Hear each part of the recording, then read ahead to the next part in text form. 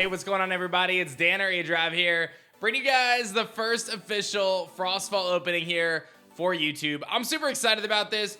Frostfall is going to begin shipping any day now. I know you guys have been waiting a long time, so I appreciate that. But we're going to rip open this box, and I'm just going to share some of my thoughts on various cards in this set, and just kind of talk and hang out with you guys for a little bit while I rip open this box. So without further ado, let's jump into it. And of course, if you haven't pre-ordered Frostfall yet, you can do so by heading to our storage shop, Elestrals.com.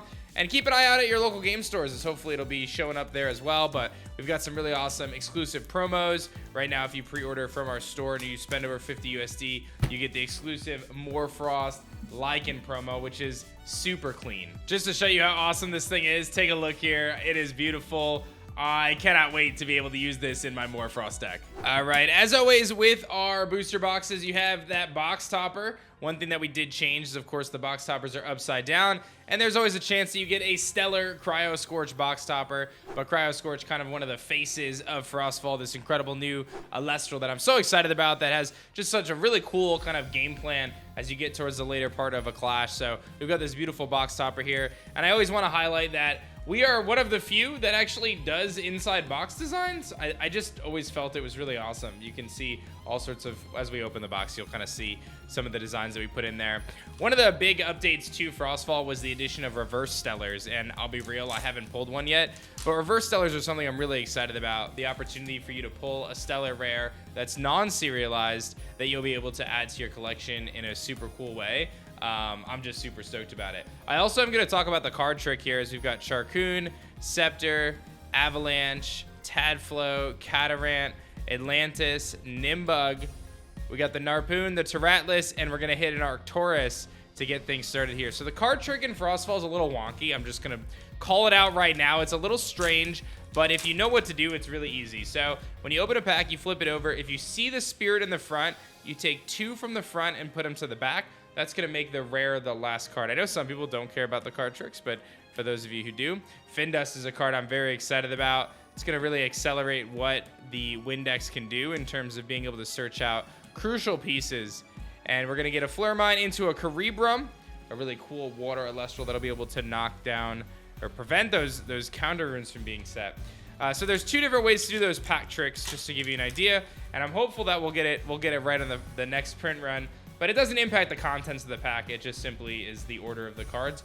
So if you don't see a spirit in the front, you take the card from the back and put it to the front, and that'll be your spirit there for those pack trickers out there. And it seems like it was just a small little hiccup there. So we've got, let's see here. I got to make sure my stuff is good. We've got the Stadium, the Cockatoodle. We got the Ambrosia, Stoke the Forge, Rise from the Depths. And our first holo is a Divine Blessing. A beautiful, beautiful card. This card is going to be really strong. Being able to essentially negate or shut down your opponent's invoke runes like Earthquake to make for a bigger push is going to be huge. And that's one of the kind of philosophies of the set design of Frostfall. It was really meant to be a way to fit this kind of perfect puzzle piece in with base set. And in doing so, adding in cards that would allow 2 and 3 cost Elestrals to kind of have more of a presence, right? Because in the current state of Elestrals, you know, it's a little tough to utilize some of those cards. They're often a little tricky to kind of keep on the field. So with Chains of Prometheus and also, you know, Divine Blessing, we've got a couple cool tools to be able to emphasize, you know, keeping those stronger Elestrals on the field for a little longer is kind of the objective. But games of Elestrals can be pretty quick, so you got to kind of keep that in mind. One of the design pieces that I'm most excited about for Frostfall is, of course, the More Frosts.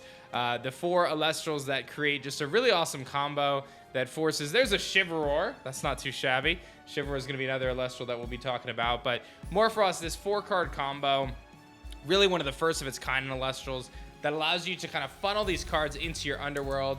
And you've got this overarching theme of Underworld across the whole set of Frostfall, and I think that that's really neat. So being able to utilize those cards in a unique way to kind of ultimately funnel up to your Abominable form, I think is going to be really sick. So I'm very excited for more Frost. I know a lot of you guys have been kind of tinkering on the mobile app, the free app, which you can play Frostfall now, but I cannot wait for some paper play, man. Getting these cards out to you guys and getting the gameplay going. And there's a Lavalith.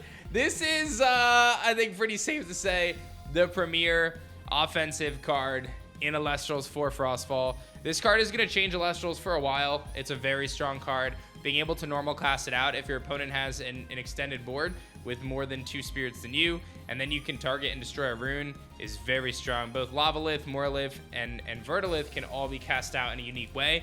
And again, that goes back to kind of the philosophy of trying to encourage 2 and 3 cost Elestrals to have a little bit more viability.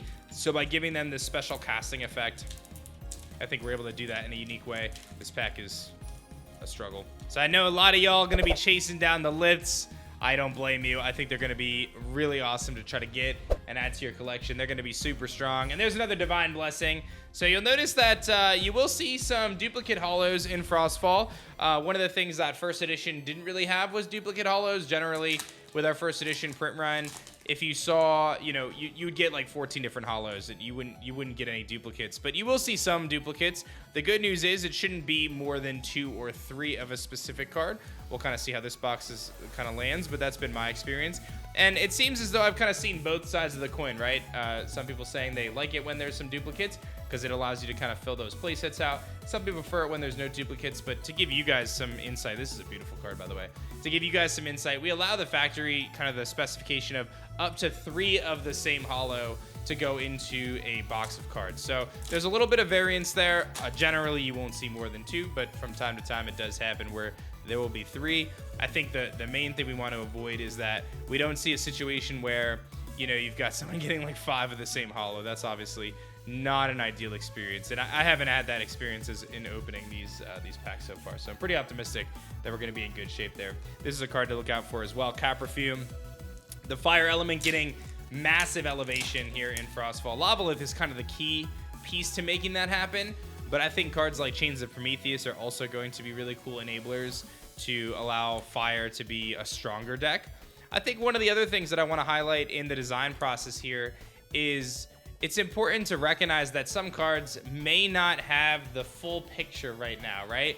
The way I write the sets and the way I design the game, while I wish I had this incredible forethought for many, many sets down the road, I don't quite have that, but I do have at least a general idea, and I like to try to tie things back together in unique ways. So some of these cards, they may seem okay right now. This is one I'm particularly talking about, but they're going to receive some significant improvements in the future. Cyanectar here highlighting a card called Poison Tunic, which isn't even in this set. I know that might be a little frustrating, but it does give us a little bit of a look ahead of some cool things to kind of look out for. I think Wasp Ivy is a card that I think at first glance might seem a little underwhelming, but once Tunic comes out to go alongside its other tools, I think that, you know, Wasp Ivy and Cyanectar and that combination of cards is going to be one that people will certainly not forget anytime soon, and I'm very excited for that. And there's a Galaxair, another really awesome card that I'm excited to see people use. Some of these cards you kind of look at and you say, oh, you know, I could see potentially using that, but I really do believe that there's a lot of viable cards that are kind of mixed in here with strategies yet to be explored. So one of my favorite aspects of card games is kind of diving through the card pools, trying to find that niche situation so I could pull out some really cool strategies in Frost 6. An absolute beauty of a hollow here. This is going to make an impact in Frost. The idea that you can essentially special cast out Frost Elestrals very easily, and this pairs incredibly well with the Divine Kione, right? Being able to pull this thing back into your hand and then use it again. I think the biggest challenge Frost is going to have is managing that spirit total to be able to execute some of these really powerful combos in the mid to late game. I think Catarant really helps enable that, right? By having Catarant to be able to regenerate with a similar effect to Dratagua, you do have some opportunities there to be able to heal up those spirits, so that way you don't kind of run out of steam in that mid game when you're trying to pull off some of these really cool combos. There's a Morfrost Terraform, one of my favorite cards, and I would say my ultimate stellar chase card. I really, really want the Morfrost Terror. I've got my my 3 stellar Morfrost Indus from Shattered Stars. I really want to get some stellar Morfrost Terrors. This card I'm very excited about. I think this is another card when I talk about the future of the game.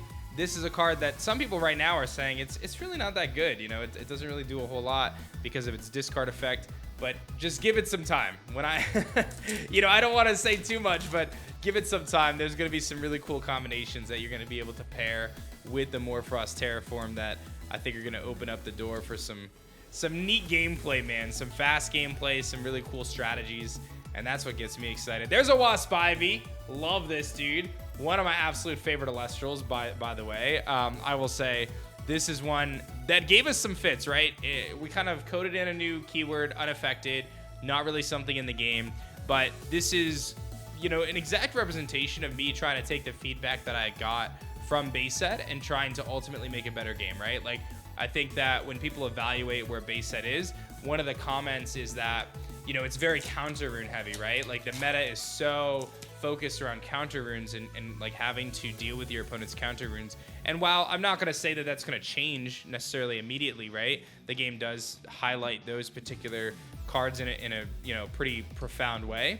But we're going to be continuing to add tools, speaking of which, we're going to continue to add tools like Chains of Prometheus that are going to allow more play into counter runes, right? So when you factor in now, we have Helios Chariot Ride, we have Chains of Prometheus, we have cards like Lavalith, which really provide some destruction. We've got things like Waspivy, which are only going to get stronger.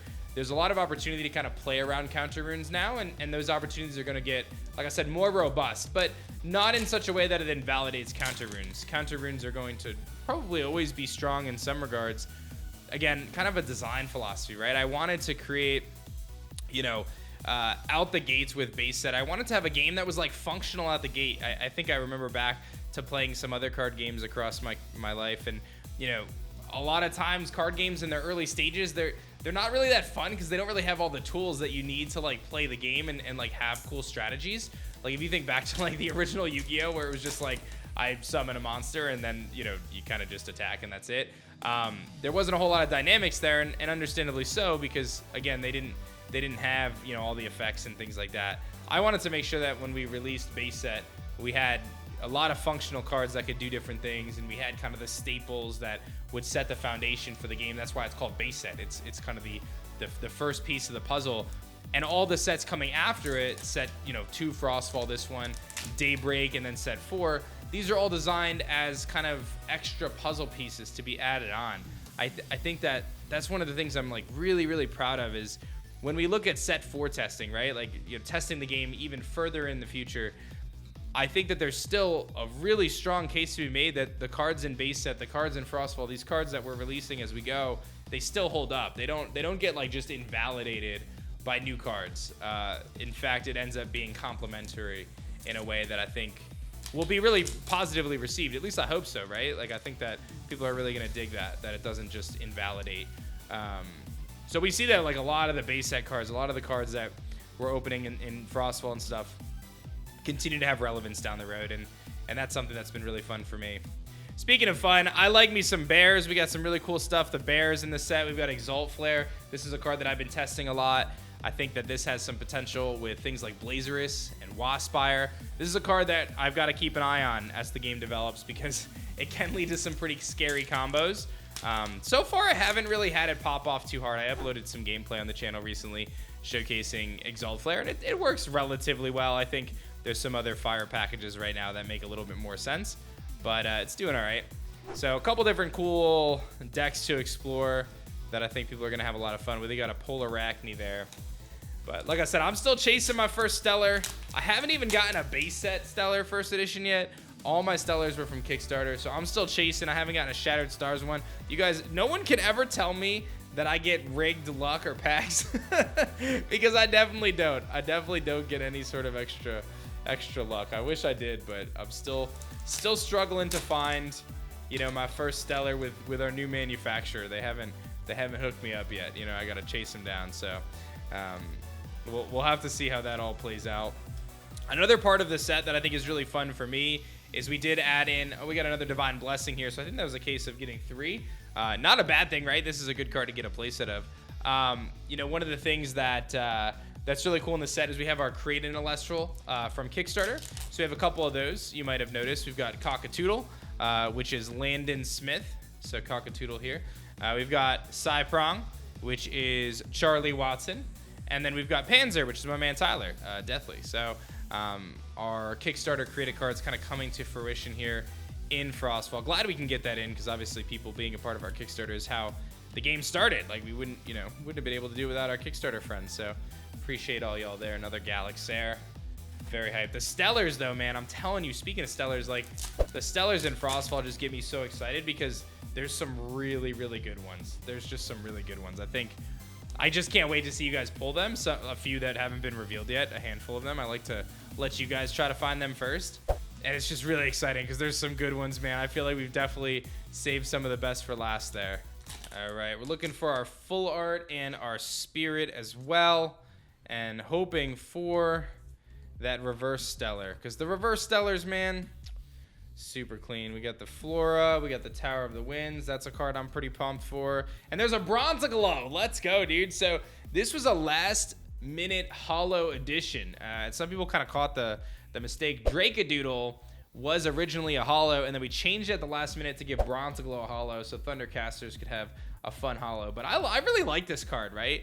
Like, this is the type of card that I don't necessarily think it's like busted, but if you could play a Funglow and a Thunderstorm to get out Bronglow, it's not an Ascension, it's a cast. So you get to, you know, kind of throw this thing onto the field very quickly. It's one of the fastest Ascensions in the game, and if you're clearing their runes, there's some really cool validity there. So that's one of the spaces of design that I'm most excited to explore, is the titles. And you see it a little bit here with this card. I feel like it's perfect timing. I just need, here's the Stellar. It's the titles, man. This is gonna be so fun for me as the guy who writes the effects, right? To explore, because when I look at a card like that, where it's, you know, it's calling out Thunderstorm, it's saying when you're gonna play a Thunderstorm, you're gonna get this extra boost.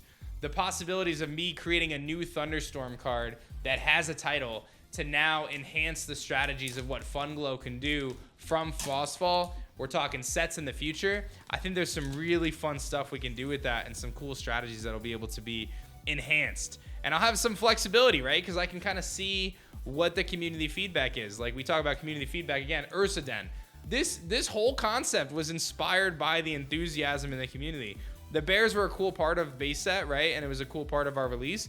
But I wasn't necessarily anticipating that people were going to be like really into the bears and their design and kind of the excitement around them. And when I saw that, I'm like, all right, well, let's kind of build out this archetype. Let's give it its own subclass. Let's, you know, add in some cards that could be in the future. So we added a couple new bears. We got the Glaciers.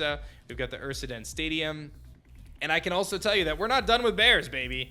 Bears are not done. We got some other stuff coming for bears too. So maybe not in Frostfall, but in future sets, there's going to be some more bears. So I'm excited about that too, right? Like, we talk about building the puzzle pieces, kind of adding tools as we go, highlighting the different Elestrals and sets and elements that we can explore.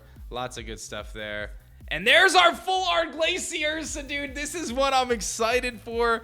Wrecking is such an incredible artist, dude. Brought him on the team just for the full arts, man. I feel like when I tell you guys we step up our art game, bro, like, I'm not even kidding. This isn't even it yet. Like, this is a sick card, right? Like, this is a beautiful card. This isn't even it yet, guys. Like, when I say that we are taking our art to just an entirely different planet in the next few sets, bro, insane. But this is one I actually was really excited for. I hadn't pulled it yet, and I really like this card. I like the bears. I've been running the bears deck, so that's one I definitely wanted to add to my collection. Full art Glaciers, so I'm all for it. Let's get it. And let's see if I can pull that reverse stellar bear, man. I really want to get those. That's like one of the things on my list. How do I get me 3 of each of those reverse stellar bears? That's going to be a tough chase card, but one I definitely want to add to my collection. Cornucopia into Magma. We'll see what else. Just a few packs left in this box here as we kind of wrap it up. Let's see what else we got. We got a Lycaris, Ambrosia Cornucopia. The titles are just going to be so fun, man. So much space to explore there with titles. So many cool Elestrals to kind of highlight in the future. A lot of good stuff. Lycaris into Cerebrum there, so nothing too crazy. I'm feeling stellar, man. I'm feeling it. I'm hopeful. I don't want to get too excited, but I think there's a chance. Panzer's a card that's really exciting for me. I like the Rhinoceros. We got the Stadiums in here because there's a couple cool cards that function with Stadiums. There's a Hollow Zaptor. Oh, what a beauty. What a beauty. These Hollow Spirits, man, they always hit so hard. So good, dude. I feel like these are some of our best. The Hollow Spirits in this set are just so good. I'm very excited about these. Definitely want to add those to your collection. And it looks like I got just 3 packs left to wrap this box up. This has actually been a pretty good box. I can't even be mad about it. It's been pretty solid. I've actually been pretty happy with the distributions that I've been seeing so far and everything. So it's been really nice. A lot of nice improvements. I think some of the biggest improvements you'll see for Elestrals in terms of packs and things of that nature is going to be coming for Daybreak and beyond, right? Because it does take a little bit of time for some of this feedback to be integrated, just because of how long it takes to produce stuff. But I think you're going to continuously see us raise the bar on not only artwork but quality and everything in between. I'm very optimistic about where we're headed, and I just can't thank you guys enough for your support, because you guys are crushing it. You guys are awesome. All right, we got one pack left from the first Frostfall opening here. You guys can go to shopelestrals.com. Pick up some Frostfall. Shipping is going to be any day now, guys. I'm so excited for you guys to finally get your cards and for us to start playing some events and having a lot of fun. I want to thank everybody who's been hanging out with me and showing the love, telling your friends about Elestrals. That's super clutch, and making it happen. Let's see if we end on a last pack magic. Another Co-Magma, so nothing too crazy there. But let's highlight our hits, because we actually got some really good stuff. We got the Zaptor, and then the Full Art Glaciersa. And then in terms of our holo spread, we got a Bronzeglow, Divine Blessing, Chains of Prometheus, Wasp Ivy, Morfrost, Frostix, Circle the Sky, Divine, Lavalith, Shivror, and Divine Blessing. So we did hit the 3 Divine Blessings, but honestly, I mean, you guys tell me. I don't think anyone would be upset with this box. This is a great box. I'm pretty happy with it. Still looking for that first Stellar, though. I hope you guys enjoyed this one. Let me know what card you're most excited for Frostfall. And, of course, head over to shopelestrals.com. Grab yourself some Frostfall. Let's keep this party going, and I'll see you guys next time. Peace.